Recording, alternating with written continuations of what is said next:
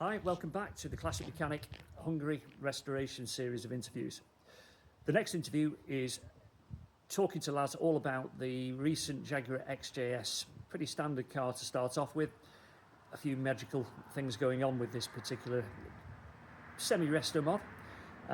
It's just been painted, and Laz is going to talk you through the pitfalls and the ups and downs of the project so far on the particular Jaguar XJ-S. Keep following, we've got plenty more to talk about. Before we join Laz in the workshop, let's have a look at this Jaguar XJ-S body shell whilst it was in the paint booth. One of our golden rules is that we do not use filler. We use lead loading, we use panel beating, we use replacement metals, but we don't use fillers other than the epoxy primer over the top of it. Each layer is allowed to harden. Typically it takes 6 weeks to paint our cars, and each layer is then sanded down to give the best possible adherence and best possible depth of colour as well. As you'll see, the result is magnificent, and Laz is going to talk to you a little bit more about that in the next few seconds. Here are another video at the workshop over in Hungary. Series of these, you're going to see a few actually appearing over the next few days actually as I get round to actually putting them onto the YouTube channel. So this is another project. This is Jaguar XJ-S, and unfortunately for the owner, who was meant to be meeting us here and would have featured on this video, no doubt, Robert has not made it because British Airways completely and utterly let him down, and he's had to return back to Scotland, Glasgow. So he's obviously bitterly disappointed, but he's going to come out again. But so I don't want to feel like I'm rubbing salt in the wound here for Robert, but I know he wants to actually see the progress on this shell. So this car has been completely stripped back to bare metal, blasted by Laz, and after some reasonable amount of fabrication, because it wasn't actually that bad as some of them, it's at the point where it's been painted. So I've got Laz here with me actually there. So Laz, we were just discussing this, weren't we? How much fabrication do you think we've had to do on this in percentage wise, would you say? Yeah, we thought it's about 25 or maybe 30% of the body shell needed some serious repairs at some places, and some of them is just smaller repair patches or repair bits. Yeah, I mean they've gone in the usual places on Jaguar XJ-S's, haven't they? Yeah. Which we see in every car we do, but on this one, what we actually done here, so we've actually had to do some work in here, haven't we? This is Yes. You've had to refabricate some of the sections in here. Yeah. Definitely the front jacking points. Yeah. Most of the Jaguar XJ-S is gone. Yeah. Completely rotting from inside out. And getting weak, not be able to jack up the car, and obviously with the bare metal restoration is definitely something what needs to be done. We completely cut it out, the inside bit, also the toe board, which is in 45 degrees angle, and everything inside has been cleaned out, new metal fabricated to shape and welded back into it to make it strong again. So that's definitely on both sides. The front chassis rails here, they were rusty, just where the front subframe is mounted. The water and the dirt trap between them and then get it corroded. Some repairs needed on the front lower valances, and the cross member, which is holding the radiator, that's completely new. It's available to buy anyway as a repair section, so that's here has been replaced. Well, as we mentioned on the E-Type, sometimes you just have to actually then throw in the towel when something is completely beyond restoration or repair, and it makes more economic sense, and also safety as well, isn't it? That's the thing. So, yeah, it is. Yeah. It is. So what else have we done actually in this one? We've had to, with the seals, any bad? Yes. The seals, to be honest with you, I have to say this was a good XJ-S shell, maybe one of the best what I was working on, because it didn't show so much repair to be needed. But again, when it was all blasted and everything, it shows its true condition. The seals were good up to that line, but the bottom on both sides, that's where they had corrosion, and at some places they were corroded through. So pinholes there and everything. and I needed to make a new a new repair section all along. So that has been replaced. Even with these drainage holes and everything, it's just completely fabricated as an original. Inners and outer sills are always a curse on the Jaguar XJ-S, and of course, if you've got body kit on, then you're pretty much 100% going to have hidden problems that you don't actually know are there when you strip back those panels, as we've seen in cars with kit.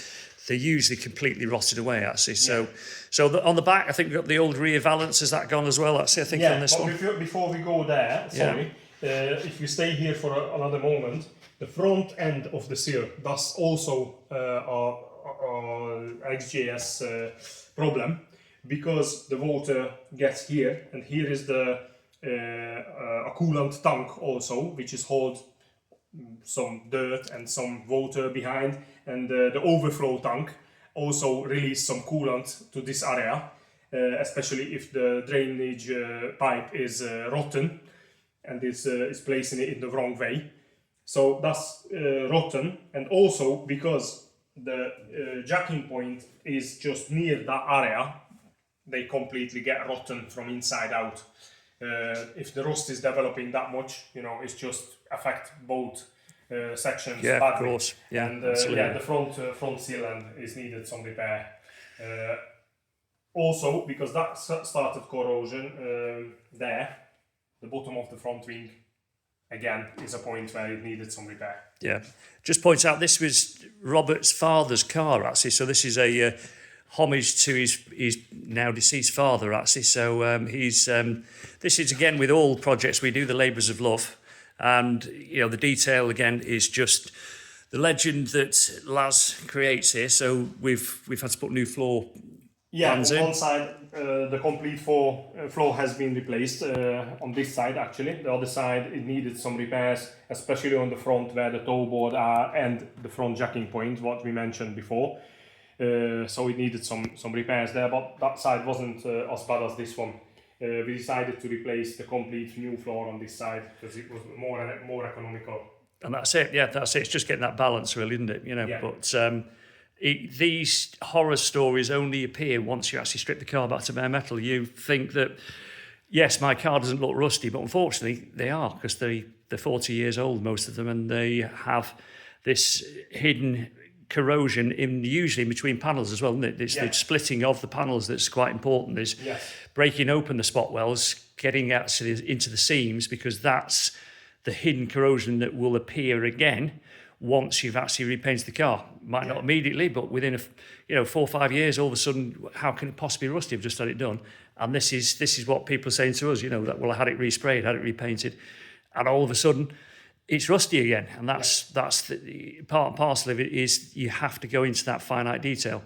Yes, it's not a cheap process to do this, but it will eventually catch up, and you'll get the the residual value from the car, because these cars are rising in value as E-types are sort of flatlining. So it is the new E-type, the XJ-S. So got to bear that in mind.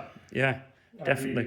You mentioned the rear section before. Yeah. So we got here now. The rear end of the seal again is something what most of the XJ-S is having as a problem. This jointing line with the seal and the lower section of the rear wing. There is a seam actually which is spot welded from the inside. And if it gets water there, it starts rusting. And also this end plate here, where obviously is closing the seal, that's normally on every XJ-S is having problem. This side, the rear valance, where the rear valance ending, the closing panel, obviously this tunnel is for the rear exhaust, or back boxes for the exhaust.